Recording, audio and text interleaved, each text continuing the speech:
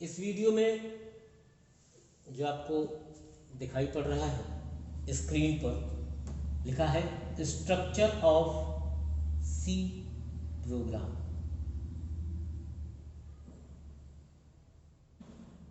ये ब्लूप्रिंट है प्रोग्राम सी के प्रोग्राम का, यानी सी के प्रोग्राम में ये सारी चीजें होती हैं।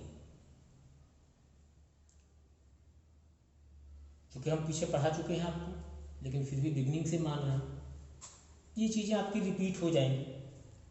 ये सारी चीजें आपको पता भी हैं और बेहतर तरीके से आपकी रिपीट भी हो जाएंगी। इसमें एक चीज करना है आपको कि जो स्ट्रक्चर आपकी स्क्रीन पर दिखाई पड़ रहा है, इस स्ट्रक्चर को आप अपनी कॉपी पर समझना है तो अपनी कॉपी पर नोट कर लीजिए, ताकि आपको जब मैं डिस्क्राइब करूं तो वो चीज़ आप अपनी कॉपी से देख करके उसको रिलेट कर पाएँ, अपने आप को जोड़ पाएँ कि मैं कौन सी चीज़ या कौन सी लाइन या कौन सी इंस्ट्रक्शन समझाने जा रहा हूँ। क्योंकि ये हर एक जो आपकी लाइन है, इन हर एक लाइन में समय लगेगा और टाइम लगेगा, तो मुझे नीचे वाली या ऊपर वाली लाइनें मिटानी पड़ेंगी इंडिविजुअल उसको समझाने के लिए।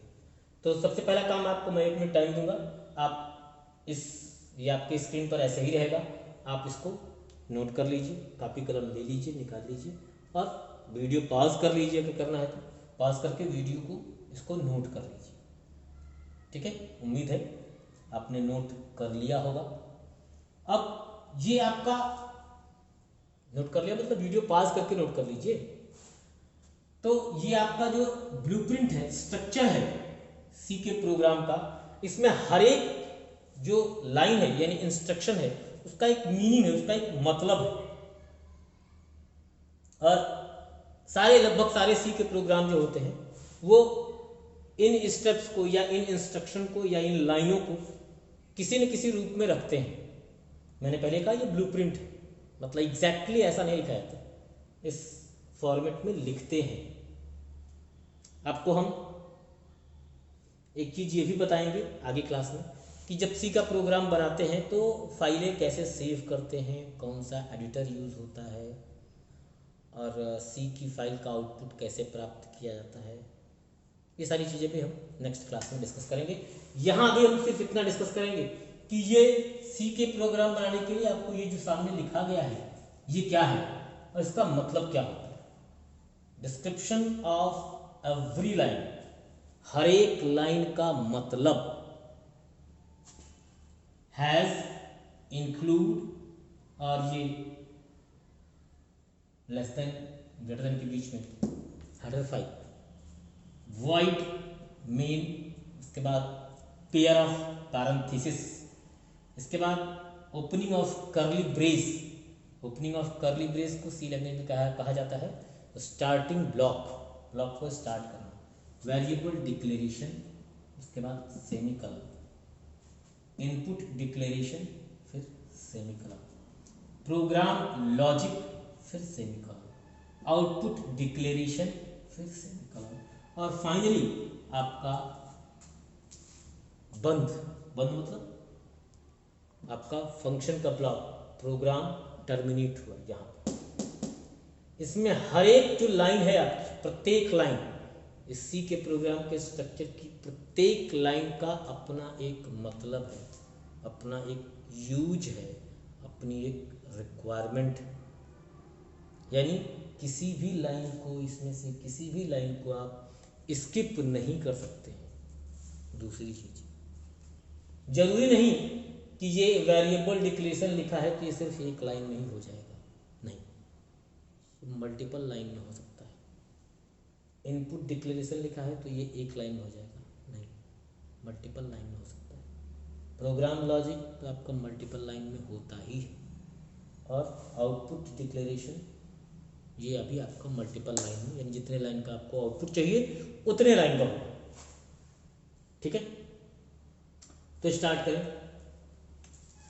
इसकी पहली लाइन से, हैज, इंक्लूड, हेडर। मैंने कहा था नीचे की लाइन मिटा दूंगा क्योंकि मुझे और लिखना है। So I am going to erase.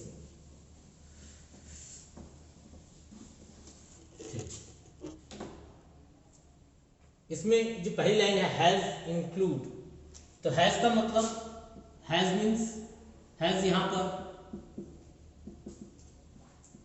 Primary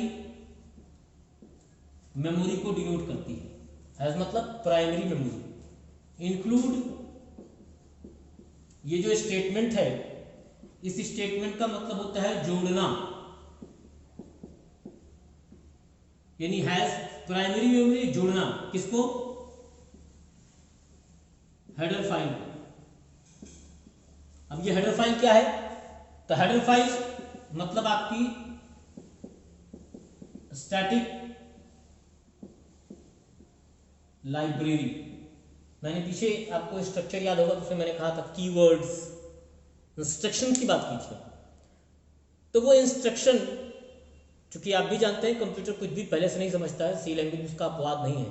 C language में जो इंस्ट्रक्शन होती है वो किसी फाइल के अंदर उनको बना करके या उनको डिस्क्राइब करके रखा गया होता है।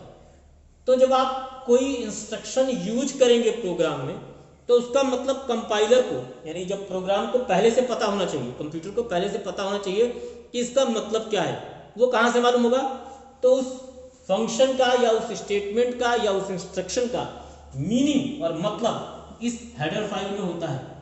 इसीलिए आपको प्रोग्राम बनाने में सबसे पहली जो लाइन होती है, आपको प्राइमरी मेमोरी में अपनी लाइब्रेरी फाइल को जोड़ना होता है। क्योंकि वो लाइब्रेरी फाइल हेड में यूज की जाती है, इसलिए उसको हम हेडर फाइल कहते हैं।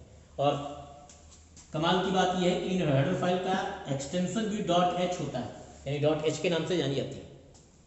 अब ये जो लाइब्रेरी फाइल है, इसको हम सबसे पहले जोड़ते हैं, ताकि जब वो प्रोग्राम हम एग्जीक्यूट करें समझते हैं ना, उसका आउटपुट लें, तब वो प्रोग्राम सबसे पहले उस हेडर फाइल को मेमोरी में जोड़ ले, ताकि उसे पहले से पता हो कि क्या चीज़ें हैं।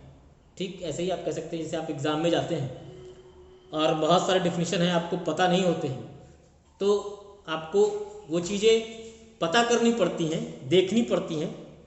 एग्ज़ाम में आप गए और आपको चीज़ें पहले से नहीं पता है, गलत है ये, बट एग्जाम्पल के लिए आप एग्ज़ाम में गए और आपको कोई हेडिंग या कोई प्रश्न का उत्तर नहीं आ रहा है, आपको कहीं से अगर उसकी लाइब्रेरी मिल गई है, लाइब्रेरी मतलब कोई पर्चा मिल गया आपको, तो वो आपके लिए लाइब्रेरी है। और जो लोग पहले से तैयारी करके जाते हैं, यानी कहीं रख के जाते हैं, तो स्टैटिक है, यानी प्री प्रिपरेशन है। और डायनेमिक भी होता है, मतलब आप अपने दिमाग से उस चीज़ को रिपीट करते हैं। जैसे सर ने क्लास में क्या पढ़ाया था, आप बंद करते हैं, वो चीज़ रिपीट होती है, तो वो डायनेमिक लिंक लाइब्रेरी है, वो अलाउड होती है। लेकिन यहाँ सी लैंग्वेज क्या यूज करता है, स्टैटिक लिंक लाइब्रेरी यूज करता है। यानी आपको जो इंस्ट्रक्शन प्रयोग करनी है, उन इंस्ट्रक्शन का डिस्क्रिप्शन, जो इंस्ट्रक्शन आपको प्रयोग करनी है उनका डिस्क्रिप्शन इस हेडर फाइल में होता है। और सी लैंग्वेज की जो कॉमन हेडर फाइल है, जो सबसे ज्यादा आपको यूज करनी है, वो है stdio.h। पूरा नाम होता है standard input output header file. थोड़ा सा गड़बड़ लिखा हूं, चलिए इसको ठीक कर लेता हूं, साफ साफ करता हूं। stdio.h का मतलब होता है standard input output header file. ठीक है, यानी जितने भी स्टैंडर्ड इनपुट आउटपुट फंक्शन हैं वो आपके stdio.h में होते हैं, stdio.h में होते हैं वो। तो आपको ये फाइल तो कॉमन है, आपको यूज करनी ही करनी है। ठीक है, फिर कुछ जो नए फंक्शन हैं, जो प्रोटोटाइप फंक्शन है, जो नए आए हैं, उनके लिए आपकी एक फाइल यूज होती है, ये भी कॉमन है, conio.h। इसको बोलते हैं console input output header file, बोलते हैं इसको console input output header file. ठीक है, तो ये आपकी conio.h console input output header file use होती है। stdio.h और conio.h ये दोनों आपकी यूज होती हैं नॉर्मली। फाइल तो बहुत सारी हैं, हम आगे जैसे से डिस्कस करेंगे तो उन फाइलों को बताते जाएंगे। यहाँ आप ये जान लीजिए कि आपको अगर सी का प्रोग्राम लिखना है तो आपको जो भी इंस्ट्रक्शन आपको प्रोग्राम में प्रयोग करनी है उन इंस्ट्रक्शन का डिस्क्रिप्शन आपको as a header file memory में जोड़ना पड़ेगा, और जिन हेडर फाइल को आप मेमोरी में जोड़ना चाहते हैं उन्हें आपको लिखना पड़ेगा हैज इंक्लूड और उस हेडर फाइल का नाम। जैसे अगर आपको जोड़ना है, मैं इन चीज़ों को मिटा दूंगा, हैज मतलब प्राइमरी मेमोरी इंक्लूड मतलब जोड़ना, हेडर फाइल का मतलब तो आपको बता ही दिए।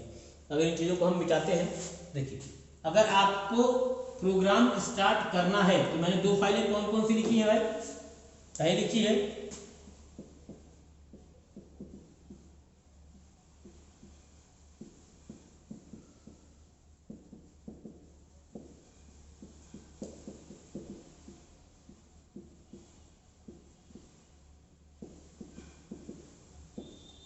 मतलब आपको ये दोनों फाइलें यूज करनी है, include has include stdio.h standard input output function के लिए, ये स्टैंडर्ड इनपुट आउटपुट फंक्शन के लिए stdio.h, और प्रोटोटाइप फंक्शन के लिए यानी नए आए हुए फंक्शन के लिए हैज इंक्लूड conio.h। मतलब इस चीज को आप बिल्कुल याद कर सकते हैं, मेमोरी में फीड कर सकते हैं कि आपका जब प्रोग्राम स्टार्ट होगा तो आपको ये दो लाइनें सबसे ऊपर लिखनी है। ठीक है,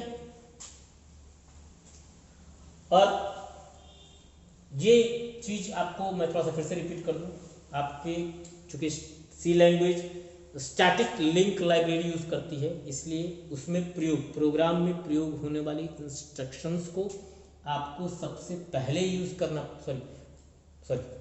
प्रोग्राम में प्रयोग होने वाली इंस्ट्रक्शन का डिस्क्रिप्शन आपको सबसे पहले मेमोरी में जोड़ना होता है, और उस डिस्क्रिप्शन को जोड़ने के लिए, उस लाइब्रेरी फाइल को जोड़ने के लिए ये लाइन यूज की जाती है हैज इंक्लूड हेडर फाइल। दो लाइनें आपको आज मैंने बताई, हैज इंक्लूड stdio.h स्टैंडर्ड के लिए, हैज इंक्लूड conio.h के प्रोटोटाइप के लिए। अब इसका जो दूसरा स्टेप होगा वो अगले वीडियो में हम देखेंगे, सेकंड स्टेप दूसरा मतलब वॉइड मेन के बारे में। ठीक है, इसको रिपीट कीजिए। धन्यवाद।